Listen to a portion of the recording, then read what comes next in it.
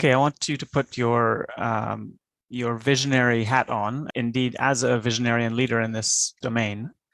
If governments across the province of British Columbia or across Canada were to fully embrace a well-being framework in their decision making and in their budgeting, how different might the world look in 50 years? Are we talking about everything being a bit better, or are we talking about a transformation? I think I could answer that in two ways. One way, quite bluntly, is that there would be a planet. There would be, a healthy living planet that's sustainable, and humans even get to exist on that. I suppose the other answer, being sort of more perhaps diplomatic, would be that we would have a healthier, more prosperous, and happier society. I'm a big fan of science fiction, and I think we all need to see some more positive representations of what the future can look like, because they're often full of dystopia, and hopefully we can have some more of those utopian visions. And I generally believe that you incorporating this thinking is a way to deliver on that very lofty goal. At the same meeting that I was at last week, Sir Michael Marmot gave a talk, and he began his talk by saying, let's not let the tyranny of the present stop us from building for the future. And I think that one of the shifts that we need to make, and that I hope that we would make, is that future orientation. How are we thinking about the effects of what we do now into the future for our children, our children's children? Many Indigenous communities talk about what kind of ancestor they want to be. I feel that we don't think about that enough, right? We don't think about 7 generations from now. What is the world that I am building? What is the society I am building? So that's one change I would imagine seeing. I think the other change is around this notion of being deeply interconnected. Martin Luther King Jr. talked about an inescapable web of mutuality. And I think he was mainly talking about people, but I would broaden that to people and nature and our environmental world, right? We know that if there are not habitats and trees and biodiversity, that our survival is threatened, right? So that interconnectedness.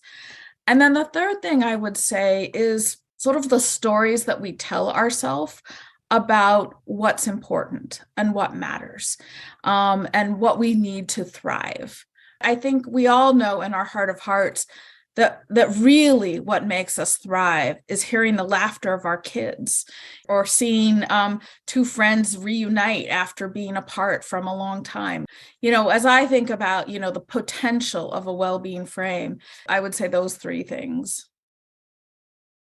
My hope would be that governments would be far more agile and responsive than we are right now. I would hope that governments would be able to more meaningfully move towards the sustainable development agenda for which we've all, signed on and are working towards. And, I think it's that robust monitoring capability. A well-being framework gives us, effectively like an early warning detection system.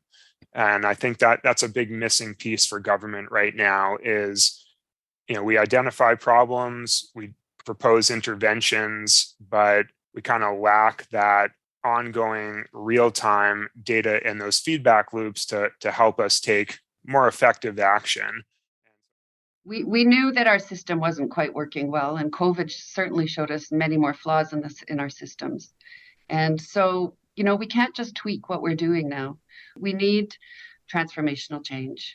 I think that we would see our policies might even be flipped upside down. We would have much more of a less top-down approach. We'd be really focusing on what works for people under what conditions. And our systems would have to change to accommodate the things that work. We'd have to stop squashing some of the real innovative things going on out there. And we'd have to see people thriving, and not just the average person, but people that are currently living on the margins, people for whom right now they are struggling with housing. It has to work for everybody. Everybody has to have their well-being improved. And they have to have a say on what that means for them. You can't paint everybody with the same brush. Different things are going to work for different people. But people will be self-reporting increased well-being. They were going to be telling us what that means and what it looks like. And I believe it's going to mean more connectivity, better relationships.